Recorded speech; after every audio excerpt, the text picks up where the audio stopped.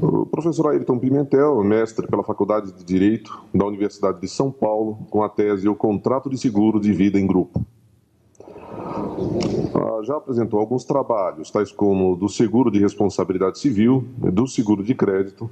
Foi relator do tema Princípios que regem os seguros de pessoas, apresentado pela delegação brasileira no 6º Congresso Mundial de Direito dos Seguros, promovido pela Associação Internacional de Direitos de Seguros, em 1982, em Londres. E foi participante de várias palestras relativas ao mercado securitário. É autor do artigo Seguro e Responsabilidade Civil do Transportador, publicado em Transportes e Frotas, em 1978, Biblioteca Pioneira de Administração e Negócios. É atualmente advogado em São Paulo e honra-nos sendo membro do Conselho Diretor do IBDS. Professora doutora Ayrton Pimentel, lhe passo a palavra. Senhoras que estão todas à minha direita, senhores que estão todos à minha esquerda, componentes da mesa, boa tarde a todos. Agradeço, evidentemente, ao IBDS a convocação que me fez para fazer parte deste fórum. E se é uma coisa que me agrada muito no IBDS, é esta associação que ele faz entre o direito e a arte, né? Como nós temos visto sempre nos nossos fóruns abertos com uma manifestação artística. Eu acho isso extremamente interessante, né? É quase que o IBDS a nos dizer, olha, podemos nos aprofundar na nossa matéria, né? Mas não precisamos perder a sensibilidade em razão disto, né? Mas desta vez, acho que o IBDS foi além, não é? Não só ele fez esta mistura de arte e direito, como ele também fez uma arte, né? Entre aspas, de convidar um advogado, um anônimo advogado, né? Para fazer parte de um fórum, né? Composto por juristas, né? Dos mais brilhantes, como nós temos visto aqui. Eu sou um simples advogado, né? Eu não sou um teórico, eu sou simplesmente um prático, né? E talvez seja esse mesmo o objetivo do IBDS, né? Afinal, depois de tantas, né? de tantas profundezas, né? Vamos chegar à tona um pouco, respirar para novamente mergulharmos lá nas profundezas da sabedoria jurídica, né? Peço aos juristas aqui presentes, são tantos, que me desculpem, né? Mas eu vou insistir, eu sou um simples advogado, que talvez cuja única virtude que me faz estar aqui é o longo tempo, né, de exercício da profissão na defesa dos interesses da seguradora, que eu tenho procurado fazer com algum espírito crítico. Na abertura do fórum, foi dito que o Brasil vive um momento especialmente rico, né? E realmente, não é? Há menos de 2 meses, nós viveremos 2 fatos extremamente importantes para a vida desse país. No dia 1º, toma posse um novo governo que veio com uma proposta de mudança, uma proposta de reforma. Se diz, com a vitória desse candidato, que a esperança venceu o medo. Em relação ao governo, eu acho que nos resta ter realmente muita esperança, né, de que ele dê certo, até porque este país está muito necessitado mesmo de mudanças. Já em relação ao código, eu tenho muita esperança, né, em relação a ele, mas ainda não venci inteiramente o medo. Confesso que tenho ainda alguns receios. Esta posição de falar quase que por último, sou penúltimo, né, traz muitos problemas, né, porque os que me antecederam e com maior profundidade já trataram a rigor do tema que eu deveria tratar, já trataram dos assuntos que eu havia separado para esta exposição. De tal sorte que a cada palestra que se fazia aqui, eu corria fazer uma alteração no meu texto e fazia outra alteração, e aí no fim meu texto já estava totalmente desfigurado. E hoje, após a palestra do Munhoz Paredes, eu resolvi voltar ao meu texto original, ainda bem que eu tinha uma outra cópia. E, de resto, vou dizer aquilo que estava preparado para dizer. O meu temor, não é? E também a minha esperança, vem de que o Código Novo, ele traz muitas alterações. Eu já ouvi muitas críticas, inclusive dizendo, não mudou nada, a estrutura é a mesma, e quando trata de institutos específicos, ele muitas vezes se limita a reproduzir aquilo que já está no Código atual. Ainda que assim seja, eu acho que o olhar que se deve dar a esses institutos é um olhar diferente. A título de exemplo, um exemplo muito próximo de todos nós, é o artigo 1443 do Código, comparado com o 756. A rigor, há uma repetição, mas provavelmente poucos aqui ousariam dizer que a interpretação vai ser exatamente a mesma. Aliás, quero registrar que o artigo 756, a meu ver, representa uma cláusula geral específica do contrato de seguro.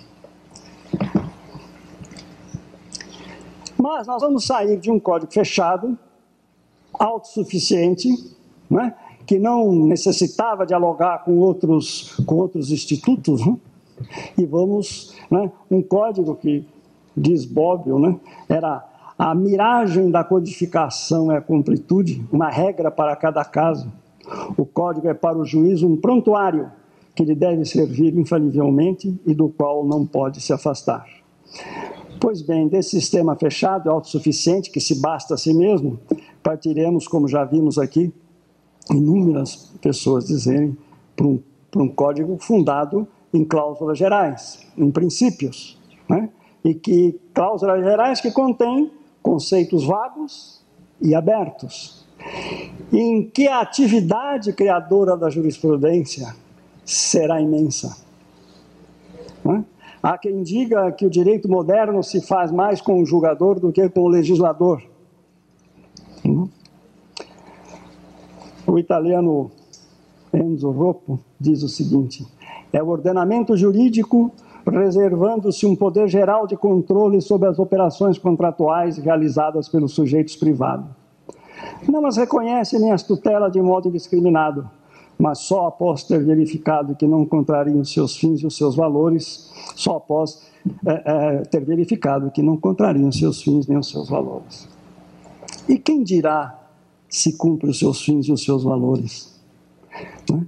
Mas diz o jurista italiano que essa tarefa é repartida entre o legislador e o juiz. E, portanto, enorme será a função do judiciário no novo Código. O Código será aquilo que a jurisprudência disser que ele é. Ora, mas é um código assentado em cláusulas gerais que contêm princípios vagos e abertos. E farei uma pergunta que essa, pelo menos, eu creio que não foi feita. E qual é o limite do juiz? Quais são os limites dos juízes? O professor Reale nos disse, já na primeira palestra, que os juízes devem ter prudência. Mas, convenhamos, a prudência também é um conceito vago e um conceito aberto. Quem se julga imprudente? Que juiz dirá que julgou imprudentemente tal questão? Ele sempre achará que está provido desta qualidade, né, que é a prudência. A professora Judite Martins Costa, em um dos seus escritos, ela diz: as cláusulas gerais são contornos, são molduras, dentro dos quais os juízes se movimentarão com liberdade. É mais ou menos isso, se eu não estou enganado, que ela escreve. Mas e os limites das molduras? Que tamanho terão as molduras? Onde estarão os limites do contorno? E aqui, se me permite, a desembargadora, eu faço uma pergunta. E a magistratura brasileira estará preparada para o exercício dessa atividade criadora? Estruturalmente, nós sabemos que, lamentavelmente, não está. Não? Uma distribuição de um processo no Tribunal de Alçada de São Paulo demora, não se fala mais em meses, demora, se fala em anos. Não? Conheço uma causa que está desde 1999 nas mãos de um relator que não dá o seu voto. Então, acho que na verdade, quando eu digo que eu tenho muita esperança no Código, porque sou inteiramente favorável a um Código que tenha um fundamento ético, um Código que tenha como princípio básico a boa-fé, a função social do contrato. Mas o meu receio é a respeito de como a magistratura se comportará. Até porque, penso eu, minha cara desembargadora, que à medida em que esse código se baseia em princípios vagos e abertos, ele exigirá mais do juiz. Ele não terá mais um prontuário à sua disposição. E, por conseguinte, as suas sentenças merecerão maior reflexão. Né? Demandarão maior tempo, não é verdade? Ou deveriam. Mas, se isso não ocorrer, então o meu medo vai se justificar. Espero que não seja justificado. Mas, de qualquer maneira, o que eu gostaria de dizer, a título de introdução, além disso, é de que o público presente, provavelmente na sua grande maioria, é composta de advogados que militam no interior das seguradoras ou trabalham para elas. Não tenhamos ilusões. As mudanças são profundas. As mudanças são muito grandes. As seguradoras, não é só a magistratura que vai ter que aprender a lidar com este código. As seguradoras também. É bem verdade que o Código do Consumidor já abriu o caminho, mas o Código Civil vai aprofundar, né, os critérios, os conceitos que informam o Código do Consumidor. Não se poderá imaginar que as seguradoras continuem mantendo certos comportamentos. E a nós, os profissionais da área, caberá uma tarefa extremamente importante.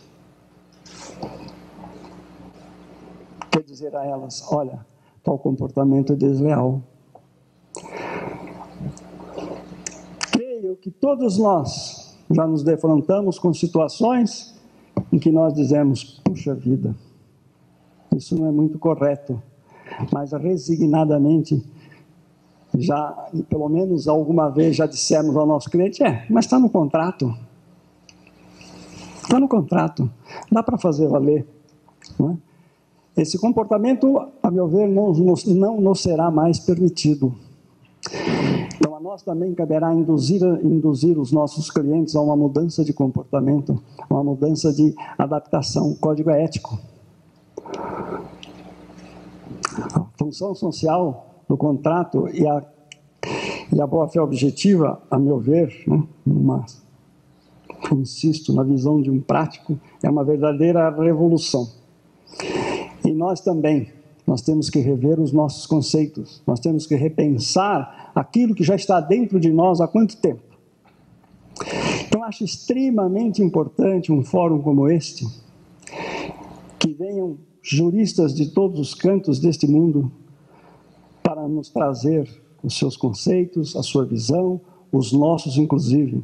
Achei extremamente importante a palestra da professora Judite Martins Costa, ainda que não concorde com algumas coisas que foram ditas por ela. Mas isso não significa nem que a doutora Judite esteja errada, nem que eu esteja certo. Talvez diga que eu estou necessitado de rever alguns conceitos. E nós temos que nos aprofundar no que sejam essas cláusulas gerais. O que é função social do contrato? Este código vai exigir muito mais de nós. Muito mais. Em todos os sentidos. Seja na atividade de consultoria, seja na atividade de contencioso. A respeito do conceito de código, eu tinha registrado aqui algumas considerações que eu gostaria de fazer, mas algumas delas já foram inteiramente ditas, de tal forma que vou passar ao largo. Só vou citar aqui, a respeito da questão de ser contrato aleatório ou contrato comutativo, um breve texto do professor Fábio Comparato, em que num artigo ele inclui entre as obrigações de meio e as obrigações de resultado, as obrigações de garantia, exemplificada esta última com a prestação do segurador. Diz o professor, por conseguinte, conteúdo das obrigações de garantia é a eliminação de um risco que pesa sobre o credor,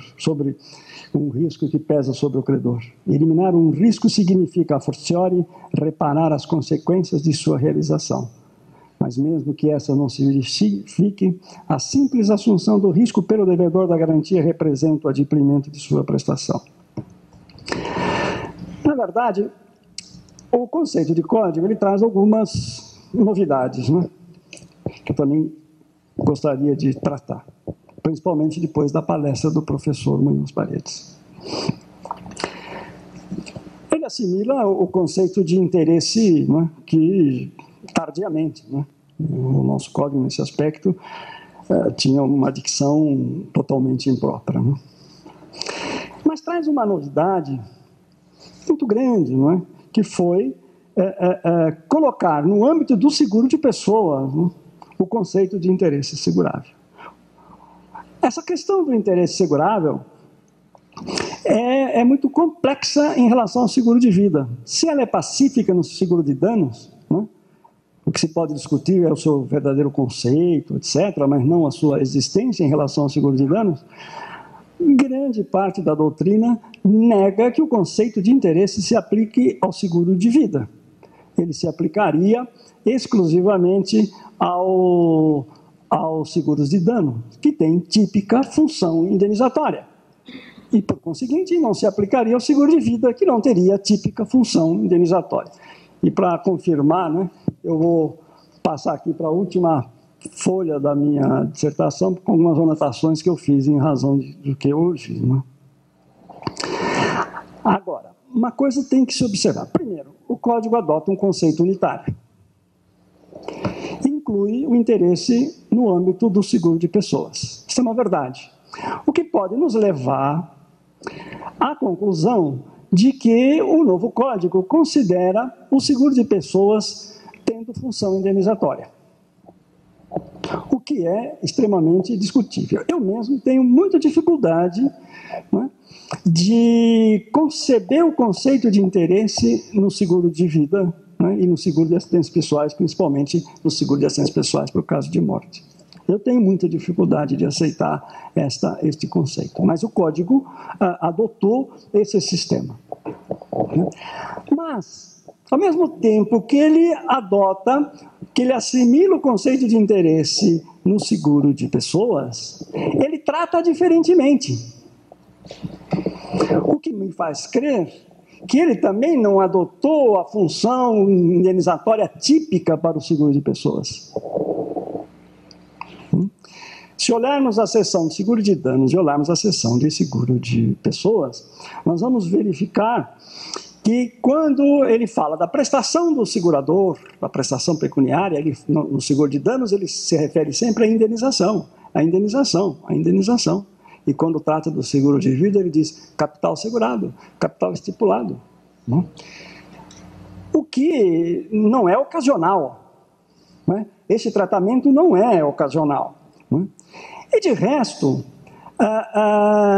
tivesse o seguro de pessoas, principalmente o seguro de vida, e o seguro de acidentes pessoais, por caso de morte, tivesse uma típica função indenizatória, não se poderia contratar dois seguros sobre o mesmo risco, sobre o mesmo interesse, que está vedado na seção do seguro de danos, está taxativamente permitido pelo artigo 789, quando trata do seguro de pessoas. E, na verdade, um seguro de pessoas não... Veja, quando se diz que o interesse, que o seguro de vida, seguro de acidentes pessoais, seguro de pessoas, não tem típica função indenizatória, não significa que esta noção lhe seja sempre estranha. O que se está a dizer é que ela não é absolutamente necessária.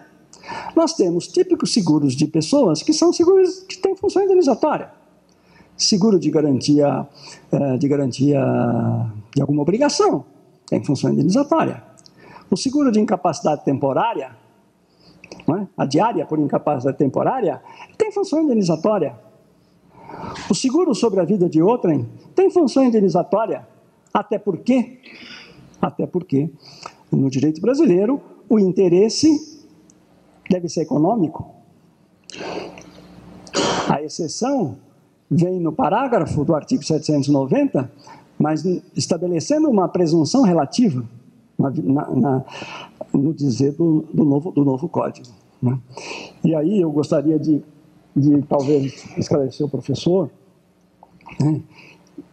de que, para a realidade brasileira,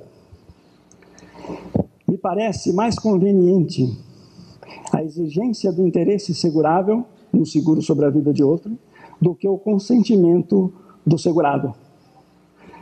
Num país como o nosso, de tantos pobres, iletrados, de tantos analfabetos, talvez fosse muito fácil se obter o consentimento das pessoas para um seguro sobre a vida de outrem.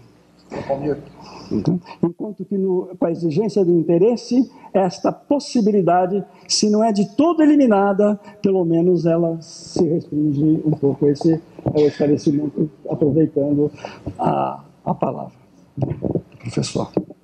Então, ainda que se admita que o novo Código adota para o seguro de pessoas o conceito de uma função indenizatória, esta função indenizatória ela tem características próprias.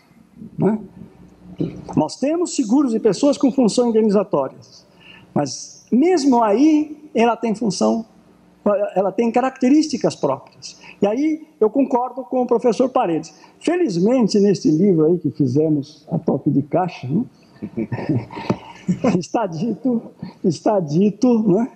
que o seguro de pessoas é um seguro de somas, o que eu acho que é, na verdade, a sua natureza. Mas vou voltar ao texto que eu tinha preparado. Em relação ainda a essa questão do interesse constante do conceito, eu acho que mereceria uma observação. O Código diz legítimo interesse. E o primeiro ímpeto, quando se lê esse dispositivo, é de considerar legítimo interesse como interesse lícito, um interesse legal, de acordo com a lei, interesse lícito. Não me parece seja esse a inteligência do artigo, porque se fosse para isso, não precisaria estar escrito lá, porque o inciso 2º do artigo 166 do novo Código diz que é nulo o negócio jurídico quando ilícito for o seu objeto. Então, se o interesse é ilícito, é ilícito o objeto do seguro, e, portanto, não precisaria desta disposição legal. O que me parece, e quem me disse isso pela primeira vez, foi a professora Vera Helena de Melo Franco, numa palestra que fez no IBDS, e eu, na hora, tive o ímpeto de com ela concordar, e concordo, é de que legítimo interesse na dicção do Código é o interesse que o segurado deve ter de que o sinistro não se realize. Esse é o interesse legítimo. E este é um fundamento básico do contrato de seguro que entre nós tem ficado meio à margem. Na verdade, o seguro se funda em alguns pilares, um dos quais é este: segurado e segurador não podem ter interesse na realização do sinistro. Se esta situação se colocar, o contrato, evidentemente, estará desnaturado. Mas o meu tema é a prova do contrato de seguro e do seu conteúdo. Diz o artigo 758 do novo Código: o contrato de seguro prova-se com a exibição da apólice ou do bilhete do seguro, e, na falta deles, por documento comprobatório do pagamento do respectivo prêmio. Esse texto, de um lado, merece elogios, de outro, merece crítica. De qualquer maneira, acho que se perdeu uma rara oportunidade de se pôr fim ao debate sobre ser formal ou não formal o contrato de seguro e quais os meios adequados à sua prova. A ideia da consensualidade ficou reforçada ao dizer que os documentos arrolados no texto, no artigo 758, apólice, bilhete de seguro e prova de pagamento do prêmio, são meios de prova e, portanto, não são da substância do ato. Como sabido, nos contratos formais, além do consentimento, a forma é da substância do ato. Desobedecida a forma, o contrato não se aperfeiçoa, tornando-se nulo, ou, segundo alguns, até inexistente. Darcy Bessone afirma que a ausência da forma o torna inexistente, porque impede que se aperfeiçoe. A forma ou solenidade se apresenta, portanto, como uma condição para a formação do contrato, vale dizer, como elemento constitutivo. Nem mesmo a confissão valida o contrato formal, caso o procedimento imposto pelo legislador não seja respeitado. Nesse sentido, o artigo 166, inciso 4º, ao determinar a nulidade do negócio quando não revestir a forma prescrita em lei. Os contratos formais constituem, no novo Código, uma exceção. Com efeito, a sistemática do Código estabelece a consensualidade como regra e a solenidade como exceção. Esse é o sentido do artigo 107 do novo Código, ao dispor que a validade da declaração de vontade não dependerá de forma especial, senão quando a lei expressamente exigir. Não nos parece que o teor do artigo 758 contenha comando expresso de forma especial. Comando expresso de forma especial contém, por exemplo, o artigo seguinte, o artigo 108, quando diz: não dispondo a lei em contrário, a escritura pública é essencial à validade dos negócios jurídicos que vise a constituição, transferência, modificação ou renúncia de direitos reais sobre imóveis de valor superior a 30 vezes o maior salário mínimo do país. Então, 758 não tem um comando semelhante ao do artigo 108. Estaríamos, pois, frente a um contrato não formal, ou, se preferirem, a um contrato consensual, em que o consentimento do oblato é suficiente para o aperfeiçoamento do contrato. É bem verdade que, já sob a vigência do atual Código, divide-se a doutrina entre os que consideram formal e os que entendem não formal o contrato de seguro. Entre os formalistas, Silvio Rodrigues e o professor Fábio Loa Coelho, que depois, como a gente verá, muda de posição. Outros respeitáveis doutrinadores inclinam-se por considerar o contrato de seguro como não formal a teor do atual artigo 1443, prevalecendo entre eles, no entanto, a exigência de que a prova seja escrita. Orlando Gomes é taxativo na afirmação de que o contrato de seguro é consensual, mas considera indispensável a forma escrita. O contrato, diz ele, é simplesmente consensual, a despeito de ser obrigatória a forma escrita. Não é mister, com efeito, a prática de qualquer ato por parte dos contratantes para que se aperfeiçoe. Basta o consenso manifestado de forma própria. A exigência da forma escrita, como meio de prova, passa também por Caio Mário, por Pontes de Miranda, Serpa Lopes, Stoll Gonçalves, não é? E, aliás, a posição da exigência da prova escrita vem do texto do artigo 1433, que diz, não obriga antes de reduzir o escrito. O professor Fábio Ulloa Coelho, em seu curso de Direito Comercial, publicado já de acordo com o novo Código, diz: entre nós, como dizia o Código Civil de 1916, que o seguro não obriga antes de reduzir o escrito e considera-se perfeito desde que o segurador remete a apólice ao segurado ou faz nos livros o lançamento usual da operação, a solenidade do seguro resultava clara, embora houvesse doutrina defendendo a natureza consensual desse contrato, por exemplo, Orlando Gomes. Atualmente, seja sobre a vigência do novo Código, não mais reproduzindo a lei, aquela norma de exigência da documentação como elemento constitutivo do vínculo contratual, moderniza-se o direito do seguro brasileiro. A apólice, o bilhete de seguro ou qualquer outro documento servem de meio de facilitação da prova da existência do contrato, e ele faz essas afirmações baseado no estudo de Ernesto Tzironic e de Paulo Luiz Toledo Pisa na revista Tribunais, no ano de 1993. Não há nenhuma incompatibilidade entre o contrato ser consensual, mas devendo se provar por escrito. Nos contratos formais, a forma é da substância do ato, sob pena da nulidade, como diz o inciso 4º do artigo 166, e como já diz o inciso 3º do artigo 145 do atual Código. Nos não formais, a forma escrita é exigida como meio de prova. Rocco nos diz o seguinte: ao estabelecer a diferença entre os dois contratos, ele, na verdade, é muito claro ao dizer que são inteiramente diferentes as hipóteses em que a forma é requerida só ad probationem, tal como acontece, por exemplo, diz ele, para o contrato de seguro. A diferença é radical com os contratos solenes, porquanto nessas hipóteses, os contratos consensuais, a falta de forma não impede a válida formação do contrato e a regular produção de seus efeitos, mas torna-se mais difícil prová-los e fazê-los valer em juízo. Importante também observar que entre nós, por força do estatuído no artigo 227 do novo Código, a prova exclusivamente testemunhal só se admite nos negócios jurídicos cujo valor não ultrapasse o décuplo do maior salário mínimo vigente no país ao tempo em que foram celebrados. Mas, qualquer que seja o valor do negócio jurídico, a prova testemunhal é admissível como subsidiária ou complementar da prova por escrito, diz o parágrafo 1º do citado artigo. A título de síntese, pode-se afirmar que, pela sistemática do novo Código, o contrato de seguro é consensual, admitindo prova exclusivamente testemunhal nos contratos de valor até o décuplo do maior salário mínimo vigente no país, ao tempo da celebração. Acima desse valor, deve ser provado por escrito, podendo essa prova ser complementada por testemunhas.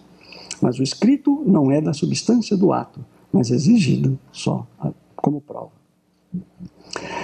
Sendo consensual o contrato, forma-se, por óbvio, pelo acordo de vontades entre o propriamente de seguro e o segurador. Pelo Decreto-Lei 73, de 1966, artigo 9º, os seguros são contratados mediante propostas assinadas pelo segurado, seu representante legal, ou por corretores habilitados. Igualmente, o artigo 759 do novo Código estatui que a emissão da apólice deverá ser precedida da proposta escrita com a declaração dos elementos essenciais do interesse a ser garantido e do risco. Na prática atual, regulada pela circular SUSEP 47 de 1980, o segurador deve manifestar sua recusa no prazo de 15 dias, contato do recebimento da proposta. Há algumas exceções, entre as quais as 7 dias, quando se tratar de seguro de transporte para caso de uma única viagem. A ausência de manifestação por escrito do segurador,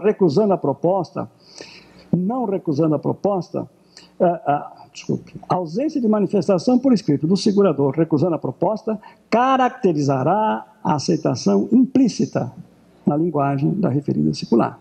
Ou seja, a ausência de manifestação caracterizará a aceitação implícita. Constata-se, pois, sem maior dificuldade, que não há para o segurador nenhuma exigência de manifestação expressa de aceitação. A recusa deve ser expressa, por escrito, evidentemente. A aceitação, não. Em consequência, a aceitação da proposta de contratação do seguro será, em regra, tácita. A aceitação tácita, segundo Messineu, ocorre quando o oblato, ainda que não comunicando ao proponente a vontade de aceitar, tenha frente a este um comportamento do qual se deduz a existência da vontade. Esse comportamento, segundo o senso comum, seria incompatível com a vontade de não contratar. Então, a aceitação tácita é um comportamento, né, que vai no sentido da contratação, embora em nenhum momento o segurador diga aceito. Na aceitação tácita há, portanto, um determinado comportamento do oblato, e desse comportamento se pode deduzir que desejou a contratação, mesmo que não se manifeste expressamente nesse sentido. Costuma-se exemplificar a aceitação tácita como a prática pelo oblato dos atos de execução do contrato. No que diz respeito ao contrato de seguro, a emissão da apólice, do bilhete, do certificado, do boleto de cobrança, são comportamentos compatíveis com a aceitação da proposta. Mais que isso, são comportamentos denotando que o contrato encontra-se já aperfeiçoado, concluído, celebrado. Tais documentos não caracterizam atos de aperfeiçoamento, mas reveladores de que o aperfeiçoamento já ocorreu. Esta é a inteligência do artigo 758. O contrato prova-se com a exibição da apólice ou bilhete, não se aperfeiçoa com a emissão dele. Aliás, essa história de que a apólice não é documento expedido após a celebração do contrato, bem resolvida pelo decreto 60.459/67, artigo 2º, que diz que a apólice é documento, deixa claro que a apólice é documento posterior ao contrato, quando diz que deve ser emitida até 15 dias da aceitação da proposta. Deve ser emitida até 15 dias. Então, o contrato já está celebrado. E há uma outra questão que não é desprovida de interesse, mas que também é muito polêmica, né? Que é a possibilidade da aceitação pelo silêncio. Nós falamos de aceitação tácita. Imaginemos que, passados 15 dias estabelecidos pela circular SUSEP 47 de 1980, sem que o segurador tenha emitido documento algum, feito qualquer anotação em seus livros, enfim, recebeu a proposta, colocou-a na gaveta. Esqueceu.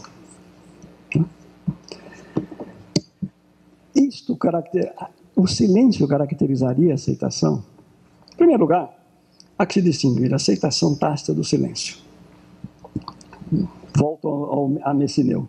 Diz ele, silêncio é inércia, comportamento omissivo. Não é fato positivo, ou seja, não é nem aceitação, nem recusa. Declaração tácita consiste em um comportamento afirmativo, se bem que não expresso. Silêncio consiste em um comportamento negativo, de abstenção. Em regra, o silêncio não é considerado como manifestação de vontade. Mas o próprio Messineu diz o seguinte, mas isso não impede que em determinadas circunstâncias o silêncio possa valer aceitação. Configuraria, diz ele, uma manifestação indireta. A doutrina, a rigor, segue a mesma orientação, no sentido de que o silêncio, por si só, não caracteriza a aceitação, reconhecendo, no entanto, que em determinadas situações pode indicar manifestação de vontade. O novo Código nos diz quando o silêncio significa anuência. Artigo 111. O silêncio importa anuência quando as circunstâncias ou os usos o autorizarem e não for necessária a declaração expressa. O uso constitui critério interpretativo quando por sua habitualidade estabelece de forma implícita, o regime de determinados contratos. Na prática brasileira, é normal que o silêncio do segurador seja entendido como aceitação. Transcorrido o prazo para a recusa, aceita estar a proposta, mesmo que o segurador mantenha-se inerte, ou seja, não emita apólice, não cobre prêmio, não faça nenhuma declaração a quem propôs o negócio. Esse é o regime do contrato de seguro imposto pelo uso brasileiro, pela praxe brasileira. Pode-se objetar que, em verdade, não se está frente a um genuíno uso criado pelo poder social de que nos fala Miguel Reale, mas pelo poder público, pela SUSEP. Esta é que teria criado o sistema passível de ser contestado, porque, como diria o professor Stiglitz, a SUSEP não tem o poder de legislar. Não nos parece ser essa a situação. Em verdade, a SUSEP não criou o uso. A SUSEP simplesmente transformou em regra administrativa o que a sociedade já havia consagrado como uso. SUSEP não criou o uso, ela consagrou o uso. Mas mesmo que isto não seja verdadeira, a prática da aceitação pelo silêncio está definitivamente incorporada à cultura do seguro no Brasil. O mercado de seguro, incluído nessa expressão, os consumidores em geral e as grandes corporações, que mesmo quando não têm a qualificação de consumidor, têm mentalizado que o silêncio do segurador, ainda que meramente omissivo, caracteriza a aceitação transcorrido o prazo de 15 dias do recebimento da proposta respectiva. A aceitação pelo silêncio tornou-se, portanto, hábito cultural, que o novo Código, como vimos, não veda. Mas, ainda que se admita que o silêncio do segurador não caracterize um autêntico uso, mas cumprimento de procedimento instituído administrativamente, há um outro aspecto que deve ser levado ainda em consideração pelo intérprete, qual seja a dicção do próprio artigo 111 do novo Código, de que as circunstâncias também autorizam o silêncio como anuência. As circunstâncias e os usos. E que circunstâncias seriam essas, não? Em se tratando de contrato de seguro, cremos que o fato do segurador usualmente elaborar material de comercialização referente aos seguros que deseja contratar, tais como formulário de proposta, questionário sobre o risco que deseja garantir, folhetos de publicidade, às vezes até a utilização dos meios de comunicação de massa para a divulgação desses produtos, a distribuição desse material entre os corretores, entre os seus funcionários, entre as empresas do mesmo grupo, nos balcões dos bancos, já caracteriza a priori desejo de contratar. É um silêncio circunstanciado. Analisados em seu conjunto, há uma série de comportamentos do segurador que fazem o consumidor acreditar que a recusa de contratar constitui uma excepcionalidade. Daí que seu silêncio configura uma conduta suscetível de interpretação. Presentes essas ou outras circunstâncias, que somente a situação de fato pode esclarecer, não se pode ter dúvidas que o segurador, mesmo antes de se ver frente a uma proposta concreta de contratação, tem um comportamento concludente, um desejo de contratar, diferente dos atos de execução da aceitação tácita, mas que, por força do estabelecido no artigo 111, dão ao seu silêncio o caráter de anuência. Estabelecida a consensualidade, há que se verificar se os meios de prova são somente aqueles estabelecidos pelo artigo 758, ou seja, bilhete do seguro, documento comprobatório, apólice, bilhete do seguro, documento comprobatório do pagamento do prêmio. Indispensável de início verificar que dos meios de prova estabelecidos pelo artigo citado, 2 deles, apólice e bilhete, são emitidos pelo segurador. E o próprio pagamento do prêmio, se pode ser feito por diferentes formas, depende inúmeras vezes da emissão também pelo segurador do documento de cobrança respectivo. Fosse taxativo o rol do artigo 758, estaríamos diante de uma situação sui generis, em que uma das partes no contrato, exatamente a parte mais débil nessa fase da contratação, não vamos dizer que eu estou sendo contraditório com o que eu disse ontem, estou dizendo nessa fase da contratação, o segurado, para aprovar esse mesmo contrato, devesse aguardar providências do segurador. Insensato imaginar que um código que, como visto, sacrifica a certeza e a segurança das relações jurídicas em prol de sua justiça e equilíbrio, o que se consubstanciaria na proteção do débil, do hipossuficiente, da parte vulnerável, pudesse colocar o consumidor em tal situação. Justamente num ponto tão sensível como o da prova. Enfim, aprendemos todos nós que os fatos se provam por todos os meios em direito permitidos. A Constituição Federal garante aos litigantes em processo judicial ou administrativo contraditório e ampla defesa com os meios a ela inerentes. Provar um fato, já se disse, é um ato de liberdade. Então, se prova por todos os meios possíveis. Né? Seria incoerente o novo Código tratar o contrato de seguro como consensual e depois impusesse como únicos meios de prova documentos dependendo da hipótese exclusivamente ou muitas vezes da emissão de uma das partes. Fosse assim, estaríamos adentrando novamente o terreno do seguro como contrato formal, o que seria um retrocesso, desatendendo às necessidades do tráfico comercial, cada vez mais exigindo agilidade e ausência de formalidades, desrespeitando as circunstâncias e os usos que fazem até o silêncio valer como anuência. Ademais, o parágrafo 221 do novo Código, o parágrafo único do artigo 221 do novo Código, dispõe que a prova do instrumento particular pode suprir-se pelas outras de caráter legal. Como o rol do artigo 758 é composto de instrumentos particulares, outros meios de caráter legal poderiam ser utilizados.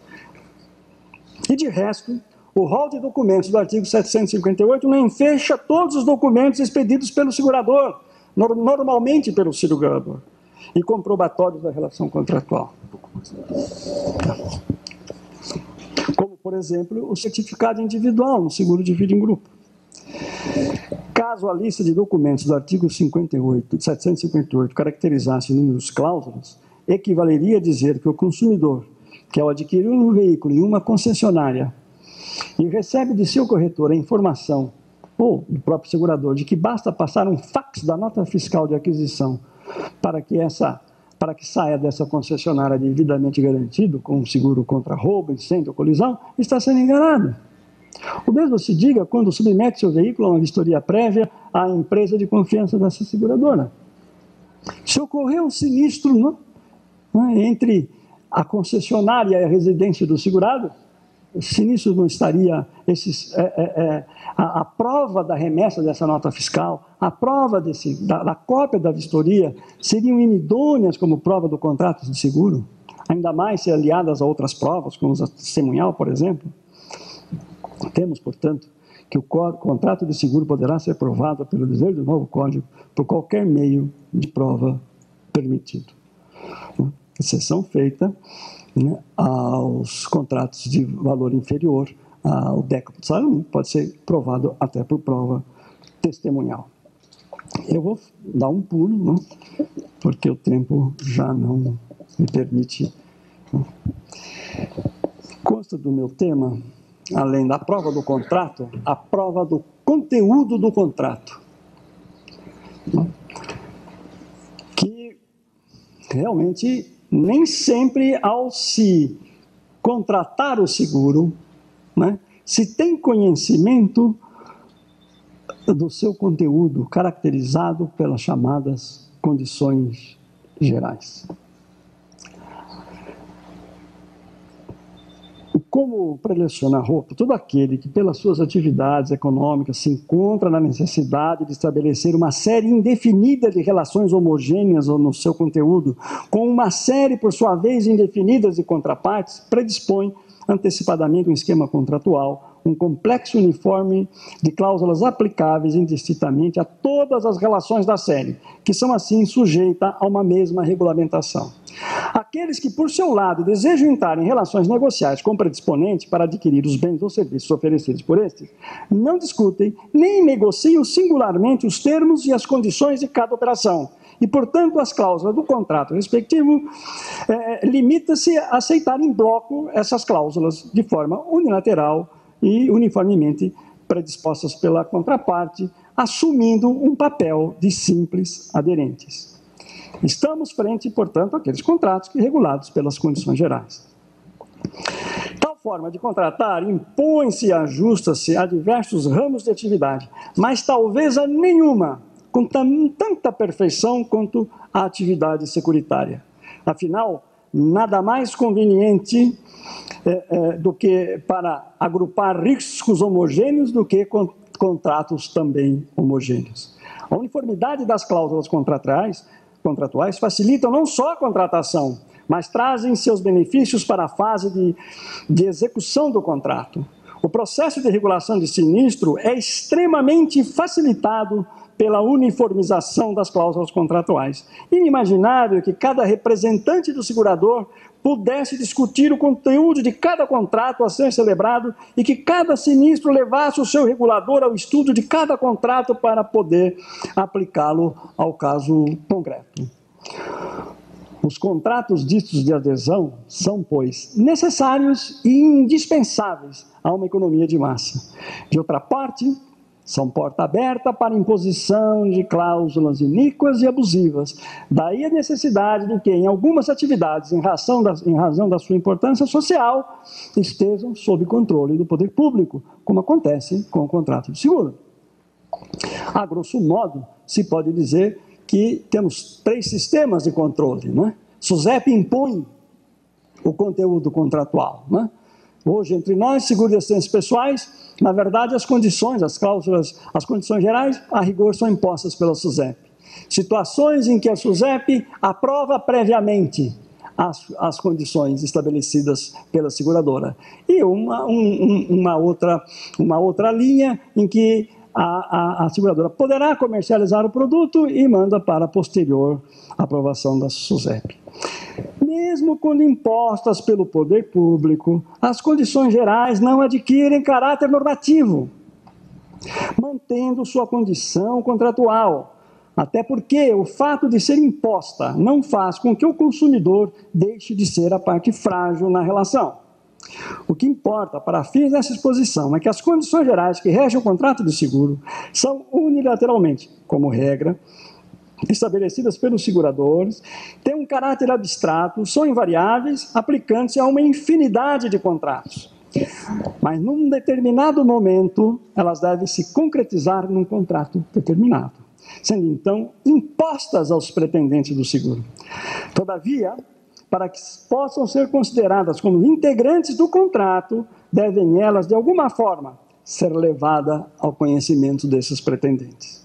Deve o segurador levar ao conhecimento do futuro segurado o teor das condições gerais, para que elas possam ser inseridas no contrato e compor o conjunto de direitos e obrigações dele decorrentes. E, além de levá-las, deve provar que as levou. Sem isto, não poderão as condições gerais ser consideradas integrantes do contrato, e o segurador não poderá delas se valer para se furtar ao cumprimento de algum dever contratual, salvo se a circunstância excludente esteja legalmente prevista, resultar dos usos, ou se o segurado ferir a boa-fé objetiva. Mesmo quando impostas pelo poder público, deve o segurador levá-las ao conhecimento da contraparte, para que esta tenha conhecimento do conteúdo fundamental do contrato que pretende celebrar. Principalmente num país como o Brasil, em que recente pesquisa diz que somente cerca de 20% da nossa população tem capacidade de ler e entender o texto que lê. Evidentemente, quando se fala no dever do segurador dar a conhecer ao outro contratante as condições gerais, é óbvio que esse procedimento deve ser adotado antes da celebração do contrato ou por ocasião dela. O consentimento, em suma, é necessário tanto para a conclusão como para a determinação do conteúdo contratual. Poder-se-ia dizer que as propostas já contêm o texto das condições gerais, e que, portanto, o segurado as conhece. Mas sabemos que nem sempre isto ocorre. Nas contratações mais simplificadas, ou quando o seguro é acessório de um outro contrato, as condições não são levadas previamente ao conhecimento do segurado. Às vezes, nunca são levadas ao conhecimento do segurado. Às vezes, remetidas posteriormente. Né? Mas mesmo quando remetidas posteriormente, elas não autorizam a sua inclusão no contrato, porque, na verdade, elas caracterizam uma tentativa de alteração unilateral do contrato que já está celebrado e já está formado. As condições gerais no contrato de seguro só podem engendrar uma obrigação quando seja aceita pelo outro, ou, pelo menos, seja pelo outro conhecida. Tudo isso significa, a nosso ver, que nem sempre a prova do contrato significa ter tido o segurado conhecimento ou possibilidade de conhecer as condições do seguro que contratou. E ao segurador compete a prova desse conhecimento. É interessante essa questão no contrato de seguro. O contrato, geralmente, a prova do contrato cabe ao segurado. Mas a prova de que o segurado conhece o conteúdo contratual, ou pelo menos o aspecto fundamental do conteúdo contratual, cabe ao segurador. Era isso que eu tinha a dizer a vocês, e muito obrigado.